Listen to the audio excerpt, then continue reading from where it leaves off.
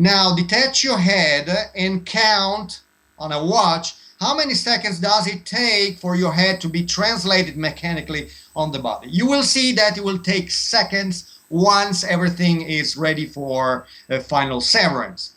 So it means that until the last moment, the brain will receive a blood flow from the body. It's only when everything will be ready, which means that when the carotid and the jugular and the spinal cord will be isolated, that those arteries, those vessels, and the spinal cord will be severed as the last step of the procedure before transference.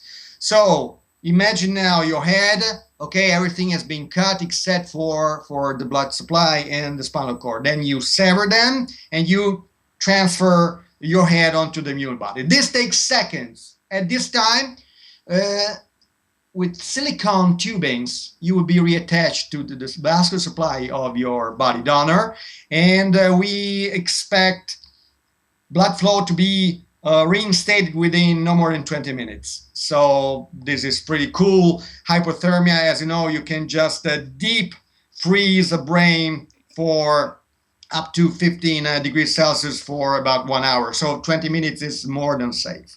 So this is, the devil is in the details. So before just saying whatever, you had to read what is our protocol. It is true, I admit that. It is true that I didn't give all the details, but I can tell you this, that in a few months, we are already preparing that, 2 major scientific journals will carry 2 mini symposia on heaven, where all the technical details down to the last detail will be given to the scientific community. But by that time, we'll have already moved on. So the problem, of course, as you may heard, was a problem of rejoining the spinal cord. In Annapolis, I made it clear that this is absolutely feasible. Unfortunately for me, no one there, and I say no one, knew anything about what I talked about. Nothing about this specific gray matter motor sensory transmission pathway, nothing about spinal cord stimulation applied to what has to be tapped in this protocol, nothing about polymers, nothing at all. So for me, it was a big surprise up to a point, because I've been into this for 30 years, and all the technologies involved actually come from different fields, so chemistry, biochemistry, and neurosurgeons know nothing about biochemistry. Then you have actually the immune part. Of course, it is relevant, but it is not the key to the success of the procedure. The key is joining the spinal cord. So to join the spinal cord, you had to have surgeons who were conversant with anatomy, which never happens because this is actually fine anatomy. You find this only in very specialized literature. Neurosurgeons have no access to, because actually neurosurgeons do surgery. They don't study anatomy. So I'm a functional neurosurgeon, so that's pretty different. They know nothing about functional neurosurgery, which is, for instance, electrical stimulation. So let me comment on this. Several of the neurosurgeons who spoke, who you journalists interviewed, actually were vascular neurosurgeons, oncological neurosurgeons, spinal neurosurgeons, which has nothing to do with what we intend to do with the spinal cord. It means that, let's say that you come to me, somebody comes to you and tells you that I have found a way to make you wealthy. And you come to me and ask my opinion. I'm a doctor, not an economist. And you ask me, what do you think about this, suggestions? And I say, oh, it's all, bull, but it's not going to work. So the problem is that you can't go to a neurosurgeon or a transplantological surgeon, because here the threats involved are from so many different fields that there is no one right now living on planet Earth except me, who, just having been into this for 30 years, have the full picture in mind. Now I'm happy to say that Dr. Xiaoping Ren, Professor Xiaoping Ren in Harbin in China, is also, now we combine forces. because he's an expert in microsurgery, and that's very good for the peripheral nerves. He did the first mouse head transplantation. I mean, right now there are two guys on planet Earth who just want to do that, who have the expertise. But I'm not saying this because I want to be immodest. The problem is that really to build an atomic bomb, you can't go to, whatever physicist. I'm a mechanical physicist. What do you think about building an atomic bomb? Oh, no, 60 years ago. No, that's impossible. No, no. Then, you go to a blacksmith because there is also a metal hall. Can you build? No, that's so you understand, before speaking, you must know what we are talking about. The only fault, on my side is that, of course, as New Scientist wrote, I didn't give the full details, but of course that was done on purpose. I mean, I just, made you sip the technology involved very, very slowly. All right, well, you have almost answered all my questions, I believe. Well, I Perfect. just wanted to ask, do you have any particular inspiration behind pursuing this particular head transplant as such? Any particular incident to quote? You mean inspiration who inspired my work? Who Well, of inspires course. your work? Okay, I explained it all in the book that will be released on September the 22nd, and then will be translated into English. Okay. So you can read it all there. But I can tell you this, that my inspiration was actually Professor White. Okay. When I was a kid, I read about him. That's why I'm telling you I'm 50, and I've been into this for 30 years because I started working seriously on this on my first and second year of medical school. So that goes way back. At the time, I was an intern at the Institute of Neuroanatomy here in Turin, and I did studies into neuroregeneration. So I mean, it's been a long, long, long time. I published extensively. You just run a Medline or Amazon India with my name, you see them all. So I mean, the inspiration was Professor White. It was an incredible work. He wanted to save his friend. He had a friend dying from cancer, and he just said the only way to just save him, since the brain was unscathed, would have been to give him a new body. So that's how it started, and I think that's pretty much inspirational. And so you meant to say that it took more than 30 years for you to devise this procedure, like. 30 years, 3 decades, 30 years. I made the announcement after 30 years, only when I was pretty sure that all elements panned out, that all factors had been factored in, and that I could really make out and meet all sorts of opposition coming, because I expected that. I'm also into the martial arts, so I expected this sort of opposition. So I have no quarrel with them. It's natural, it's human. So really, I'm not pissed at all. The only thing that really pisses me off a little bit is the ethics. The ethics. That's why I'm pretty happy, and I thank Valery Spiridonov, patient number one, uh, for having come to Annapolis, because for him it was really, a journey into hell. Because if you see him, you understand what I'm talking about. He just arrived dehydrated. He had just to receive fluids, intravenous fluids. So when in Annapolis, they asked me, but the ethics, this is not ethical. The reply actually came from Valeri. He said, "Okay, no problem. Let's trade places. You stay in my body for the rest of your life, and I get your body." You know what the answer was? The reply was silence, because no one actually. Everybody is very good at barking out truth, Right. but when it comes, to do the right thing and say, "Okay, you suffered for 30 years. I will get your body, and you will move on and live on with mine. No problem. I will suffer in your stead." And then that's a point when everybody, observes a religious silence, and that's the end of it. So that is exactly what Shopping Rent said. This can save lives. this can change many things, and so that is my answer to the ethical dilemma. So Valerie had approached you all by himself, like he was like Yeah, a yeah, it volunteer by was. himself. You know, the Russia has a long tradition, as you mentioned, with Demikov, with the head transplantations. Actually, Demikov did that head transplant, which is actually not a full head transplant, was adding a head onto a dog, because he was studying transplantology. Actually, the first heart transplant was thanks to Demikov, as the surgeon who did it said many years ago. But Russia is all completely crazy about this head transplant thing, and so he was patient number one to write me. And actually, now I have so many that I can even start to count, including India. Many patients from India wrote me. Many Indians wrote me. So I mean,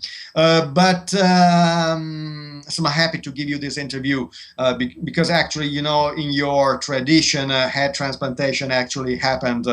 Many thousand years ago in your religious tradition, so it is pretty much Indian too, not only Russian or whatever. But that said, I'm happy to say that Valery Spiridonov is an extremely talented man, very smart. We talked for a long time about the risks, whatever. He studied it. He came to Annapolis. So, I mean, he's totally bright. I suggest that you go to him and interview him. He's always on Skype. His ID is Chrysalid, Crisalid. So you can call him after you just you hand with me, and he's perfect. He's perfect. I mean, he's a great guy, and we will do him only when all the data will be in. So Well, I hope that really comes out to be a success. And your association with Dr. Ren Xiaoping, and along with him, like, do you have a team behind you to take ahead this I cannot procedure? tell you more about this All because, right. as I said, I have a contractual, so I can only say what is written in the newspapers, but I can't add anything more. Okay. But if you wish, after October the 3rd, if you still want, you can come back to me and I will give you more. But until October the 3rd, I can't tell you anything more about this specific aspect of the whole enterprise. All right. Okay. So not even the date and the time and the place where you have. I can't tell you. Okay. Okay. Okay. Well, coming to the challenges that you're going to face, do you think apart from rejection and, like, the difficulty in putting together the spine to the brain, do you think are there any more challenges which are going to come up at that particular moment, instantaneous? Look, we are not crazies. When you send a man to the moon, there are always risks. I mean, if you remember the Apollo program, actually Neil Armstrong said many years after the event that he went there knowing full well that the chances of success were 50%. So actually, he was on a journey towards death.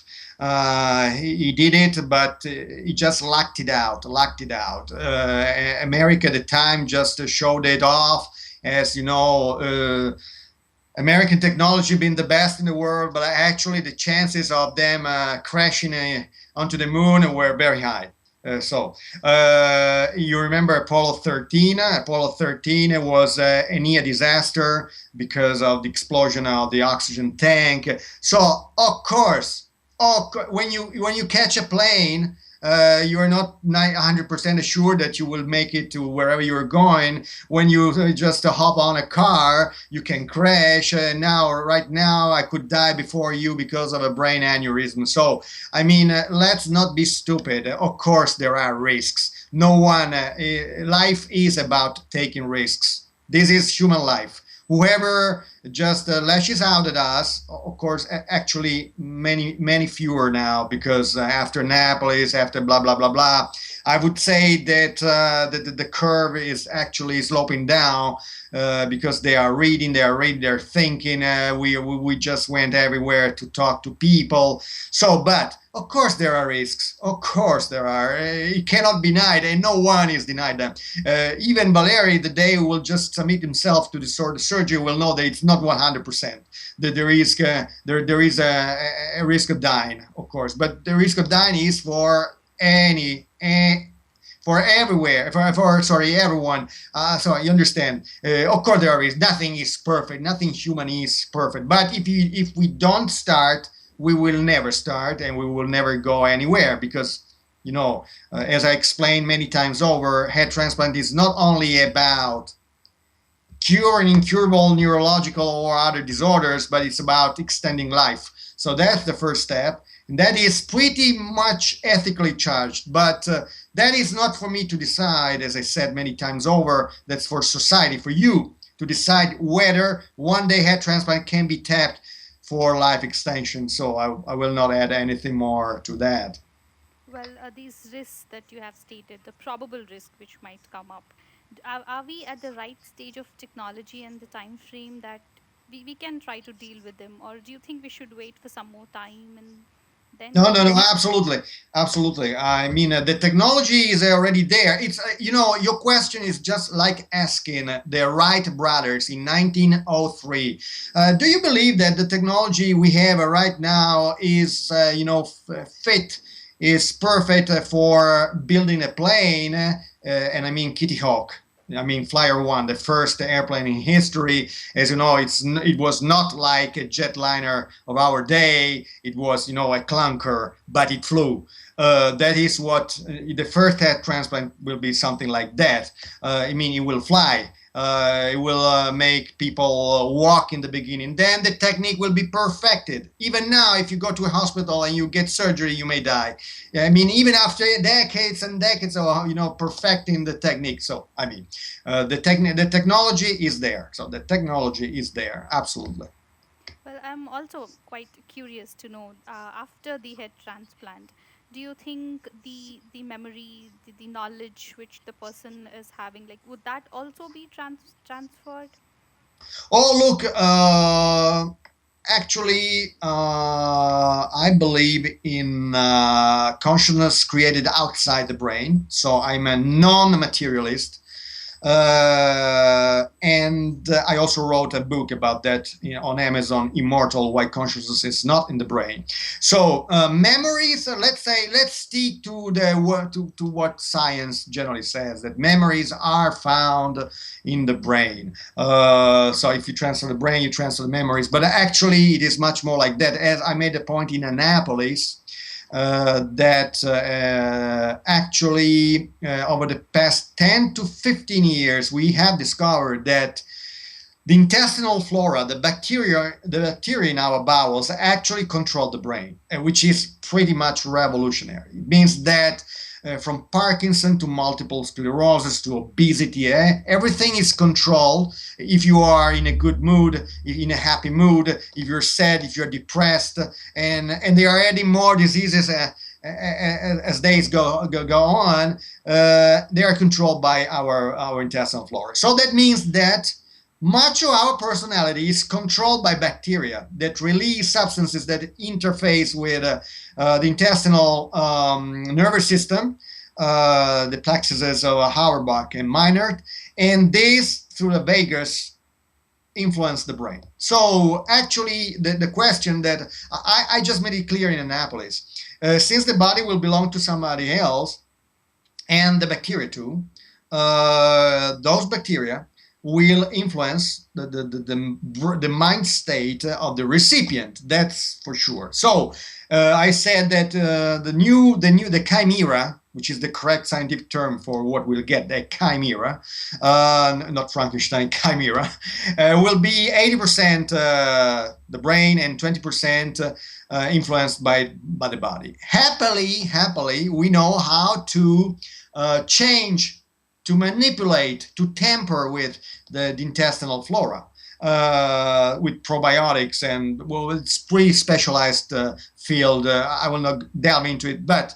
I mean, that is not certainly not a major stumbling block because we know how to overcome it. But it's true.